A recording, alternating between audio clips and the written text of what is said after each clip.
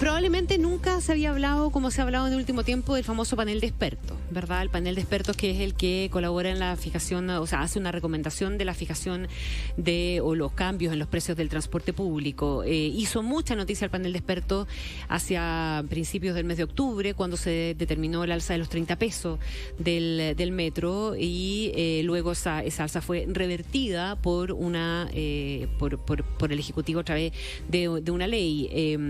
También lo hemos conocido respecto de las alzas eléctricas, ¿verdad?, que funcionan con mecanismos equivalentes, aunque no exactamente iguales. Ahora conocimos de un alza de 10 pesos recomendada por el panel de expertos, que el gobierno anunció, está decidida a anular a través de un trámite en la Contraloría, y además también la ministra de Transporte, Gloria Hood, ha puesto sobre la mesa la necesidad de discutir el financiamiento del Transantiago por varias consideraciones, ¿verdad?, que hoy día están sometidas a la fórmula de cargo de cálculo de la tarifa. Por ejemplo, la ministra Hood dijo: tenemos que hacernos cargo de que las inversiones proyectadas para las nuevas líneas de metro se van a traspasar a tarifa, y debiéramos pensar si estamos dispuestos a que se traspasen a tarifa o no se traspasen a tarifa. El punto es que cualquier incremento, ya sea por cualquiera de las variables que se consideren, alguien tiene que pagarla. No es que si el panel dice se sube y el gobierno dice no se sube, no se suba, se sube. O sea, al final ese costo alguien lo asume, alguien lo asimila.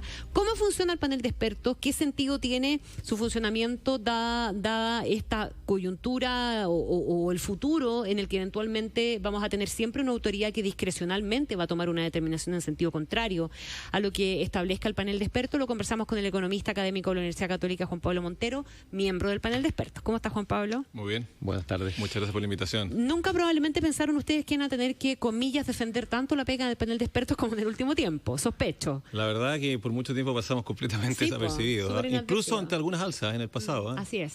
Así es. Expliquemos el origen del panel de expertos, porque nosotros el otro día lo explicamos, ¿verdad? Y es importante recordar por qué surge el panel de expertos y cuáles son efectivamente sus atribuciones y hasta dónde llegan con las recomendaciones que hacen. Perfecto. Surge en el 2009 una ley producto del gran subsidio, ¿cierto?, que estaba llegando al sistema de transporte público. Tras la creación del Transantiago y su estreno del año 2007. Bueno, fue estrenado en 2007 y el panel se crea en el 2009 como una manera de resguardar el financiamiento del sistema. Ajá. ¿Te fijas? O sea, lo que hace el panel, en términos bien simples, es preocuparse que el sistema no caiga en déficit. Y muchas veces tenemos que recomendar efectivamente alza de tarifa. Ahora, efectivamente, esa es una recomendación, la cual el gobierno muchas veces en el pasado ha dicho: yo prefiero aportar más recursos sin alza de tarifa. En esta última oportunidad, esta última, efectivamente el gobierno anuló nuestra recomendación, que viene, podemos hablar después, pero hay distintas maneras de por qué puede subir la tarifa. Pero el punto central es que el gobierno efectivamente decidió revocar esa alza, y lo mismo hizo, ¿no es cierto?, en octubre. Ahora, el gobierno... ¿Cómo hubiéramos operado todo este tiempo sin el panel de expertos? ¿Cómo hubiéramos calculado la tarifa del sistema de transporte si no hubiéramos tenido el panel? Para tener como el... A ver, muchas cosas habrán sido muy similares. La única diferencia es que a lo mejor el sistema hubiera entrado en déficit y hoy día tendría un gran déficit que se podría pasar a la próxima administración. Te fijas, un transporte público que arrastra un gran déficit de una administración a la otra. Y lo que buscaba de alguna manera este panel es evitar eso. Entonces, mantener básicamente el sistema financiado año a año. A través de la transparencia de los costos, por los elementos que van conformando la tarifa. Entonces, al final es una ecuación sumamente simple. Mira, esto cuesta tanto viene de tarifa, y el saldo hay que pagarlo con el subsidio. Ahora, pero eso te lo puede hacer un computador con los datos, con un logaritmo, una planilla. ¿Por qué un panel? Yo creo que esa es la pregunta que uno se hace también. Sí, eso es una parte. Bueno, es una parte de nuestro trabajo, hacemos mucho más que eso. Pero efectivamente, muchas veces hay que hacer cambios, por ejemplo, en cómo se calcula este famoso polinomio que indexa la tarifa. El famoso polinomio. Por ejemplo, los pesos que tienen los distintos insumos que entran, ¿no es cierto?, en el costo del transporte. Cuánto pesa el dólar, cuánto pesa el petróleo, cuánto pesan los lubricantes, neumáticos. Hoy día empezó a pesar mucho más el tema eléctrico, que antes no, porque está entrando uso eléctrico. Entonces, hay cambios, por ejemplo, en la manera en que se computan o que se pesan estos distintos elementos. Y eso pasa por nuestra discusión también. Una vez que eso se decide, efectivamente, viene adelante, es medianamente automático. Pero eso es una parte de la tarifa. Hay otra parte que tiene que ver con otros costos que pueden no estar capturados en el polinomio y que pueden cambiar, y que tú ves a final de año que el sistema está entrando en déficit y tienes que hacer, ¿no es cierto?, un ajuste de tarifa. O que el gobierno decida colocar más recursos. Y el panel eso fue lo que pasó en el famoso octubre, ¿no es cierto?, octubre. veíamos un déficit en que iba a entrar al sistema y por eso nosotros dijimos, más allá, ¿no es cierto?, del polinomio, y miramos los números, pedimos proyecciones, nos entregan proyecciones, muchas veces pedimos, oiga, nos proyección de esto, nos proyección de esto otro. O sea, hay mucho más interacción que simplemente que nos llegue una ecuación, nos llegue un algoritmo, entre en una planilla Excel, esto es punto. No, hay bastante más que eso. Lo que pasa a la gente, yo entiendo, la gente no sabe. No, pero por eso es importante contar cómo funciona. Efectivamente, nosotros pedimos constantemente, estamos pidiendo, por ejemplo, proyecciones, cómo se ve el año. Y si vemos que la cosa está entrando en déficit, también estamos viendo las distintas variables macroeconómicas, como por ejemplo a lo mejor está una coyuntura, que el precio del petróleo está alto, probablemente puede bajar a futuro, y a lo mejor decimos, mira, no pidamos alza hoy día, esperemos un tiempo. Porque si bien aparentemente la proyección indica que podríamos entrar en déficit hacia final de año, o sea, hay esperemos. Un margen, Juan Pablo Montero, hay un margen para la, comillas, discrecionalidad en el buen sentido, o sea, para hacer recomendaciones que tienen más que ver con consideraciones de contexto, de política, más allá de los números. Efectivamente, hay un margen, sí. Cuando tú dices más allá de los números, lo que quiero decir, hay un margen respecto de cómo vemos la proyección del año completo. Y muchas veces tú dices, mira, esas son proyecciones. Si vemos que la cosa puede mejorar a futuro, a lo mejor no pedimos alza de tarifa. Si vemos que puede incluso ir peor, a lo mejor nos anticipamos y pedimos una alza de tarifa, para no actuar muy encima. Y eso tenemos que manejarlo, pero siempre en el ámbito de los números y de preocuparse, tal como nos pide la ley. La ley básicamente, ¿no es cierto?, mandata al panel a preocuparse que este sistema no entre en déficit para no pasarle, ¿no es cierto?, este bolsón a la próxima administración. Ese es uno de los principios que rigen ¿cómo se llama?, el espíritu del panel.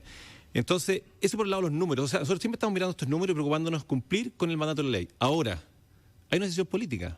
Y esta es la segunda parte que muchas veces la gente no entiende. Y nosotros estamos completamente fuera de eso. ¿Hay que subir tarifa o no hay que subir tarifa? Bueno, finalmente ese resorte lo maneja el gobierno. Nosotros decimos, mira, el sistema, aquí hay un pequeño déficit. O lo cumplimos alzando tarifa o lo cumplimos con más recursos. Pero para que el sistema se mantenga, ¿no es cierto?, cuadrado, su número se mantenga cuadrado, tienen que venir más recursos. Y hay dos maneras. Y en el pasado, ha ocurrido que nosotros hemos dicho, oiga, necesitamos esta alza tarifaria para que el sistema no entre en déficit, y el gobierno en su momento ha dicho, no, vamos a hallar más recursos. ¿Qué ocurre en octubre? Se discutió, se planteó, incluso un cambio en la estructura tarifaria. ¿Qué significa esto? Voy a explicarle a la gente. Básicamente dijimos, podemos levantar los mismos recursos que necesitamos para, ¿no es cierto?, cerrar este déficit que estamos proyectando hacia final de año, cambiando, por ejemplo, cómo se cobra la punta, el valle en el metro. Y también qué pasa con los buses y con los estudiantes. Claro. Perdón, hicimos un cambio tarifario, efectivamente. Y ahí vino la famosa entrevista al ministro de Economía cuando dice que se levantara más temprano. El que se levanta más temprano. Sí, bueno, fue bien desafortunado. Efectivamente. Ahora, efectivamente, lo que hicimos es subir el metro en punta. O sea, junto con el Ministerio de Transporte se discute con nosotros, porque finalmente nosotros tenemos que aprobar esto, porque básicamente el Ministerio nos dijo, mira, acá tienen una distinta fórmula, cambiemos algunas cosas, vamos a levantar los mismos recursos que ustedes están pidiendo, pero con una fórmula un poquitito distinta. Vamos a subir la punta del metro, los famosos 30 pesos, ¿no es cierto?, en punta, pero vamos a bajar, ¿no es cierto?, fuera de punta. Y bueno, y ustedes saben lo que pasó con eso. Pero, entonces, ahí también hay una discusión en que el panel entra. Hay una discusión, bueno, conviene hacer esto y ahí entramos un tema técnico. ¿Cuánta gente se puede cambiar de una...? Conviene desde la perspectiva técnica siempre, no desde la perspectiva política, y ustedes no entran en absoluto. Es que la perspectiva política entra en un lugar muy claro, y yo creo que está muy bien donde entra. Finalmente, el gobierno dice, mira, se necesitan más recursos para mantener esto financiado, ¿permitimos la alza de tarifa? O hacemos una discusión entre todos los miembros del gabinete, veamos cómo está la situación política en el momento, o el ambiente, que ellos están mucho más preparados que nosotros. Ahora, y ellos pueden decir, ¿saben qué más? Tienen recursos adicional. Y ha ocurrido en el pasado. Juan Pablo, y esta vez no ocurrió, pero bueno. La urgencia de decretar el alza la imponen ustedes con la argumentación técnica, en el fondo. Ustedes llegan a la convicción de si hay urgencia o no. De más recursos. De más recursos. Yo le pondría el bello de más recursos. Se ve como una alza de tarifa, pero al final son más recursos. Y el único instrumento que tenemos nosotros es decir, alza tarifa. Claro. Pero el gobierno siempre puede recurrir a más recursos. O sea, yo cuando me dice, el panel está pidiendo alza tarifa, yo creo que yo prefiero poner... Está pidiendo recursos. Necesitamos más recursos. Y nuestro único instrumento... O está alertando de posible déficit. Es que más que la alerta, nosotros estamos pidiendo, y esos recursos tienen que venir. Y nosotros como panel, lo que es vinculante es que el panel está exigiendo que vengan más recursos. Y el instrumento que tenemos nosotros, efectivamente, es el alza tarifaria, por ejemplo. A diferencia de lo que puede hacer el gobierno. El gobierno es el que tiene el resorte y puede jugar. ¿Saben qué más? Que siga, que vaya al alza. Y ahí entra el tema del fondo de espejo, ¿no es cierto? Esto que el subsidio también a regiones, y hay otros temas políticos que entran en discusión. Pero finalmente, ¿quién decide cómo se financia esto? No somos nosotros. Es la autoridad. Es la autoridad del momento. ¿Te fijas? Entonces, eso es importante, creo que quede claro. Estamos conversando con Juan Pablo Montero, académico de la Universidad Católica, miembro del panel de expertos. Juan Pablo, esto sale un poco del tema de los números, pero también tiene que ver con el trabajo que hacen ustedes. Cuando ya el gobierno revierte finalmente los 30 pesos del metro, revierte los 10 pesos del Transantiago, y está ese fantasma de que cada vez que pueda aparecer una nueva alza en el precio del transporte público que ustedes puedan sugerir dentro de su trabajo, va a salir la gente a la calle o va a haber una nueva manifestación. Si se empieza a dar una constante de que las autoridades comienzan a revertir o a frenar cada una de las decisiones del panel de expertos, ¿se va a justificar en un futuro cercano la existencia de este panel de expertos? Más que nunca, y por una razón súper simple, porque posiblemente nosotros vamos a seguir decretando alzas de recursos, llamémoslo así. ¿Te fijas? Que se necesitan más recursos y básicamente el único instrumento que tenemos nosotros es alzas de tarifa. Y yo creo que es súper importante mantener la transparencia y que el gobierno, cada vez que dice no a un alza, que sea sumamente, ¿no es cierto?, claro y transparente con el público, diciéndole, bueno, esto no va a ser pagada con el alza de tarifa, sino va a ser pagada con el impuesto de todos nosotros. Yo creo que eso es importante. Y por eso que más que nunca es importante para el experto para mantener esa transparencia. Estos recursos, Connie, tú lo dijiste muy bien, las cosas no son gratis, hay que pagarlas. O las pagamos de una manera o las pagamos de otra. No hay nada gratis. Y lo que estamos haciendo como panel, y por eso que digo que es incluso más importante la existencia del panel, es que efectivamente esta transparencia se mantenga. Juan Pablo, entonces, yo creo que es más importante que nunca. Yo mencionaba que la ministra, a propósito de esto en particular, habló de la necesidad de revisar el financiamiento del Transantiago. ¿Ustedes están de acuerdo con que ese paso se dé o no? Absolutamente, yo creo que hay muchas... ¿Qué es lo que hay que revisar en concreto? A ver, yo tengo una opinión bien personal. Hay varias cosas. Uno es, efectivamente, cómo financiar las nuevas líneas de metro. Hay que buscar financiamientos distintos. Cómo hacer mejor aprovechamiento del uso de suelo. Porque hoy día se financian vía tarifa exclusivamente o hay otras fuentes ya. No, y subsidios, efectivamente, subsidios fuertes de parte del Estado. Pero, por ejemplo, hay que ser más creativo. Mejor uso de suelo. ¿Cómo ¿no es cierto? El Estado, donde está el metro instalado, puede explotar el uso de ese suelo a su beneficio? Y con eso puedes lograr, ¿no es cierto?, rebajar. O sea, ¿cómo puede vender sectores asociados a la línea arrendar de metro, espacio, efectivamente. Ayudarse a financiar. Efectivamente, yo creo que eso es un desafío inmenso y hay que lograrlo. Es una parte. Por otro lado, y lo que yo he planteado varias veces, yo creo que esta es tenemos una oportunidad. Mucha gente está diciendo incluso que el transporte público, ojalá bajara la tarifa en forma importante, no solamente congelada, sino que bajara en forma importante. Ahora, respecto a tu pregunta anterior, que se va a mantener congelado mucho tiempo, yo creo que sí. Yo creo que sí. Yo creo que eso es cierto. Podemos buscar otras formas de poder incluso bajar la tarifa del transporte público. Y yo te voy a dar dos ejemplos. Hay uno que me gusta mucho más. Uno, te voy a dar el que menos me gusta. Uno, efectivamente, y se está tratando de hacer en algunas partes, en algunos lugares del mundo, pero con algunas líneas de buses que están en zonas más periféricas, de lugares de menor recursos, es, por ejemplo, rebajar el precio de la tarifa, en algunos lugares, no en todo el sector completo, y aumentar, por ejemplo, el impuesto a los combustibles. Correcto. Y en el caso, eso sería benzina y principalmente diésel. Entonces, básicamente tú aquí estás haciendo dos cosas al mismo tiempo, no cosas separadas, porque si lo haces separado te va a pasar lo que te pasó en Francia, ¿no es cierto?, con los famosos chalecos amarillos, los gilets jaunes. Que fue el anuncio del impuesto a los combustibles únicamente. Un aumento, y lo que te pasó en Ecuador. Acá hay que decir, mire, vamos a hacer estas dos cosas juntas, vamos a aumentar esto, pero todo el recurso que aquí se obtiene adicional por esta alza de impuestos va a subsidiar el transporte. Y no solo a subsidiarlo para mantener la tarifa congelada, sino podemos hacer un esfuerzo incluso bajarla aún más. Esa es una alternativa. Yo tengo una mejor incluso, que me gusta incluso más. Tarificación vial. Me encanta. O congestión. Pero desde el año 90 que uno viene escuchando hablar efectivamente. de eso. Nueva York, finalmente, después de 20 años de discusión, lo está haciendo. Sí. ¿Y dónde van a ir todos esos recursos? Esto es la parte baja de Manhattan. A todo el transporte público. Sí. No solamente el metro, el transporte público completo. Sí, pero entiendo que además el metro ya estaba absolutamente desfinanciado. Estaba financiado y la razón que lo lograron hacer efectivamente es para financiar el transporte público. Pero las dos cosas van juntas. Vamos a tarificar el auto, ¿no es cierto?, por congestión. Y todos esos recursos no van a ir a impuestos generales, sino van a ir destinados a mejorar el transporte público. Ahora, en este caso particular de Santiago, y es un estudio que hemos hecho con otros investigadores del Instituto de Sistemas Complejos de Ingeniería, incluye gente de la Universidad de Chile, en donde hemos demostrado que el mejor uso de estos recursos, en el caso de Santiago en particular, es más que mejorar el sistema, es a rebajar la tarifa. ¿Ese es el mejor uso? Ese es el mejor uso que hemos encontrado nosotros. Con eso, efectivamente, todos los individuos, distintos, ¿no es cierto?, grupos de ingreso, de altos, de bajos, de medios. La gente de alto ingreso va a seguir usando el auto, pero va a tener que pagar. Y todos esos recursos van a ir para la gente de menores, de ingresos medios y ingresos más bajos que van a usar el transporte público con tarifa más baja. Y estamos conversando de eso a nivel de política pública. Son temas que están en consideración. Una propuesta en el Congreso. y que tuvo apoyo transversal, que la empujó muy fuerte el ex ministro de Transporte de la presidenta Michelle Bachelet, Andrés Gómez Lobo. Él empujó esta propuesta. Te fijas que básicamente la llamó restricción vehicular, que todos los santiaguinos la conocemos muy bien, con el pago de un pase diario. Tú pagas por usar tu auto ese día.